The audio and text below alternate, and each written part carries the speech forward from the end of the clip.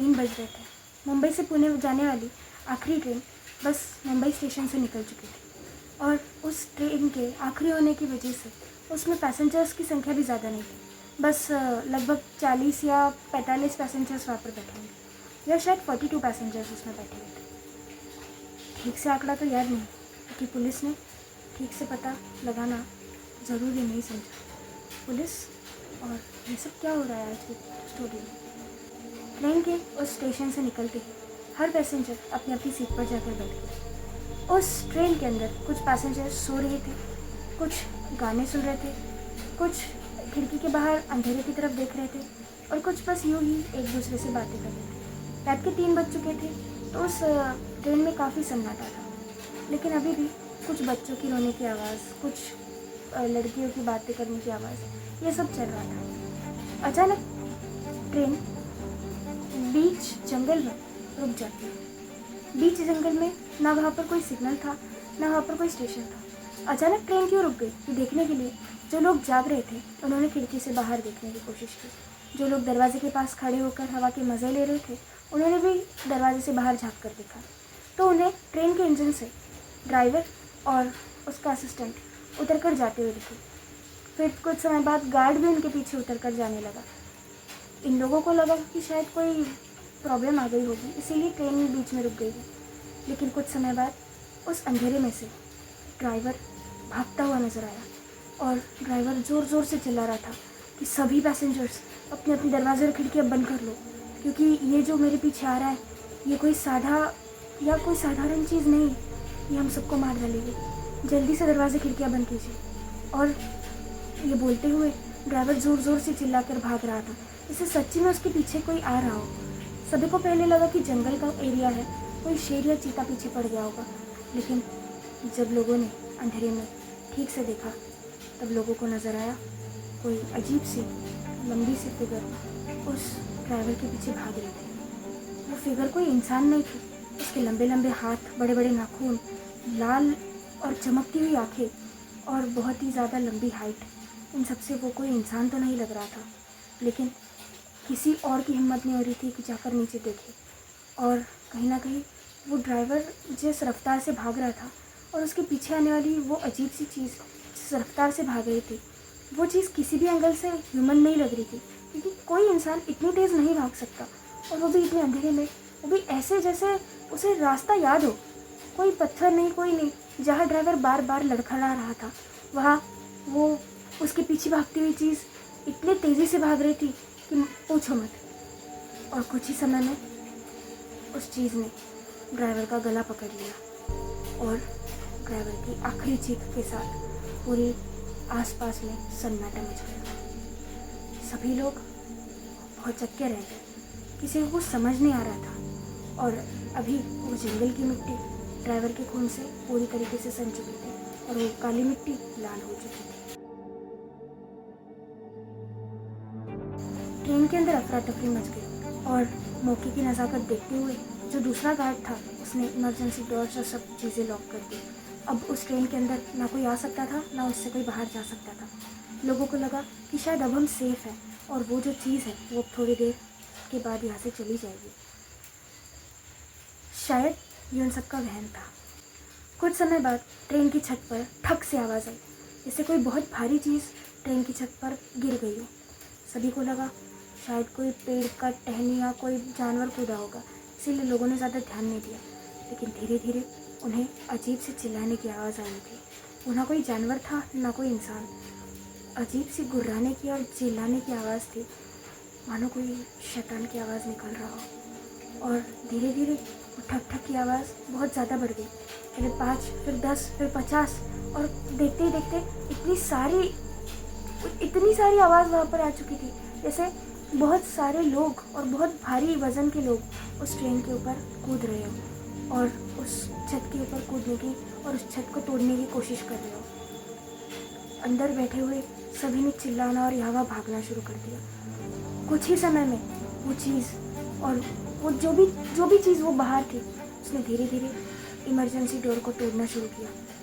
दरवाजे तोड़ दिए। कुछ आदमियों ने हिम्मत करके फिर भी दरवाज़ा बंद करने की कोशिश की, लेकिन एक आदमी ने हिम्मत करके फिर बाहर देखा तो वो पीछे दुबक के गिर गया, क्योंकि उसने कुछ ऐसा देख लिया था जो शायद ह्यूमनली था ही नहीं। उस आदमी का चेहरा सफ़ेद पड़ चुका था और उसके मुंह से कोई शब्द नहीं निकल रहे थे। और फिर एक और बार धड़ाम से आवाज़ आई, और जिस कोच में ये सब लोग बैठे हुए थे, अब धीरे धीरे उस कोच की खिड़कियाँ भी टूटने लगी और वो सब अंदर आने लगे। आखिरकार वो सब थे कौन? वो सब थे ज़ॉम्बीज़। सुनकर किसी को भरोसा तो नहीं होगा।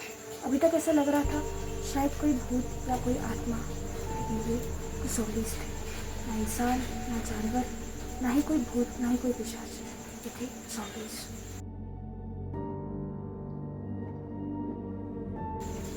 इस ट्रेन पर चढ़ने से पहले उन सभी लोगों को वार्निंग दी गई थी कि शायद ये ट्रेन आप सबके लिए सेफ ना हो। और ये वार्निंग रेलवे की तरफ से नहीं थी, ये वार्निंग थी उस गांव में रहने वाले लोगों की तरफ से। उस गांव में रात को जिनका घर था बस वही रुका करते थे, बाकी कोई भी उस गांव में रात को रुकने की हिम्मत नहीं किया करता था। आखिर क्या था उस गांव में?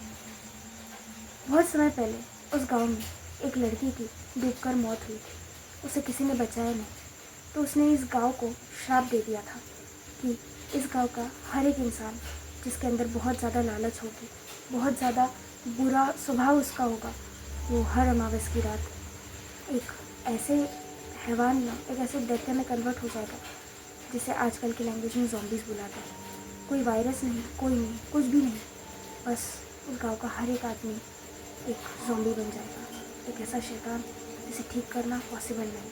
और जैसे ही अमावस ख़त्म होगी उस इंसान की मौत हो जाएगी, और वो भी बुरी तरीके से, जिसे कोई इमेजिन भी नहीं कर सकता। एक दादी ने कबीर को ये स्टोरी सुनाई थी, और इन ज़ॉम्बीज़ को देखते ही कबीर के दिमाग में वो स्टोरी रिप्ले हो गई। उसके साथ एक पुलिस ऑफिसर और एक 10 साल की बच्ची भी थी। पुलिस ऑफिसर की बेटी थी, वो छोटी बेटी।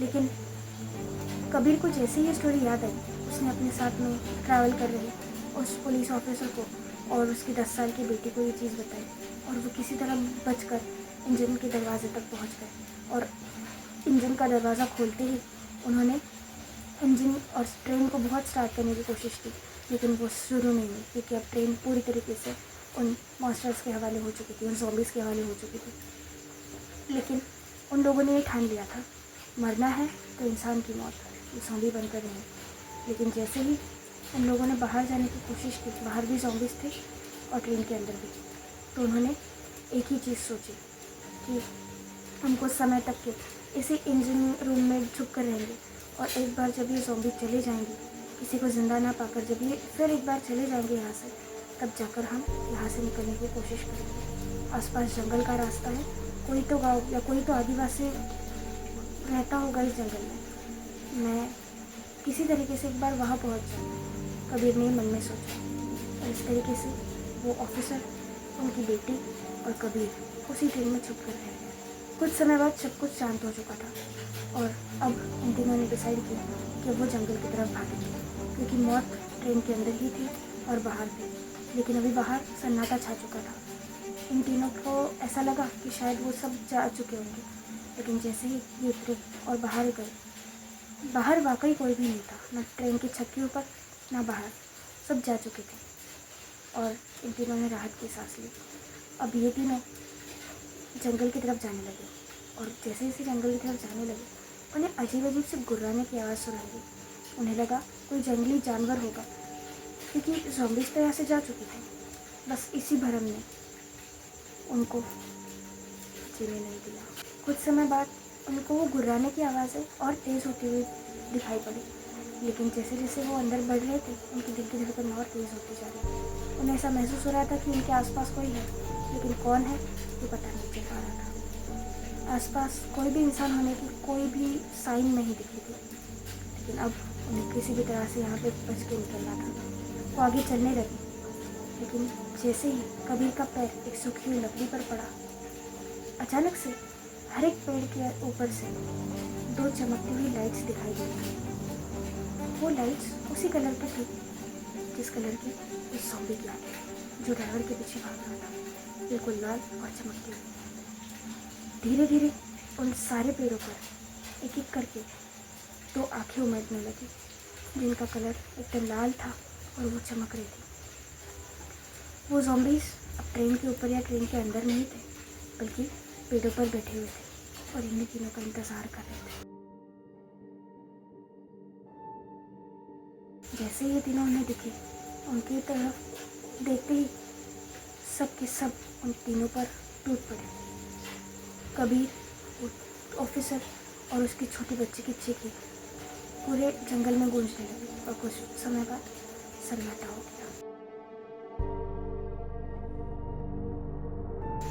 अगली सुबह पुलिस को ये ट्रेन अबेंडेंड हालत में उसी जंगल के अंदर मिली। पुलिस ने जब अंदर जाकर देखा, ना कोई इंसान था, ना कोई लाश और ना ही कोई जिंदा इंसान।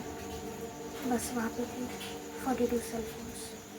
जी, उन्हीं 42 लोगों के जो उस रात उस ट्रेन में सफ़र कर रहे थे। हर एक फ़ोन का रिकॉर्डिंग कैमरा चालू था और हर एक फ़ोन में सेम क्लिप थी। एक बहुत ही अजीब सा ज़ॉम्बी कैमरा की तरफ भाग कर आ रहा था और उसके पीछे थी वही लड़की जो उस दिन पानी में डूब कर मर गई।